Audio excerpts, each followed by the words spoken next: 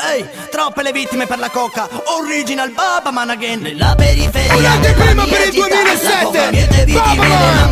Original Baba Man. Sappi che con la coca Sing it louder. nella periferia della mia città la coca miete vittime che non si possono contare. Il mio messaggio è che tu use d'Italia. Sappi che con la coca solo del mare arriverà. E nelle cantine, ai piedi di case popolari, nascondigli per Batman e spacciatori. Sono le pistole a fare la voce dei padroni nelle vie che stanno attorno ai palazzoni. Mi chiedo che sarà di quei ragazzi nel parchetto. Si fanno tutte le notti e pensano domani smetto. Qualcuno per la coca ha venduto l'appartamento. Se pensi che è uno scherzo, tu non conosci la realtà. Nella periferia della mia città la coca miete vittime, le mamme non sanno che fare. Il mio messaggio è che tu use d'Italia. Sappi che con la coca solo del male arriverà. Nella periferia della mia città la coca miete vittime che non si possono contare. Il mio messaggio è che tu use d'Italia.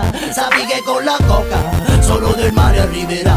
Buongiorno amico mio, come ti senti? Cammini come un novantenne di anni, tu ne hai 20. Tu dormi tutto il giorno e poi la notte ti diverti. E quando ti risvegli diventa triste la realtà. Non comparare il crack agli spinelli. Squagli la merda nel cucchiaio come i fatturelli. E se non c'è abbastanza cash per fare nuotata, si metteranno mani al portafoglio di papà. Ehi, nella periferia della mia città la coca miete vittime, le mamme non sanno che fare. Il mio messaggio è che tu use d'Italia. Sappi che con la coca solo del male arriverà.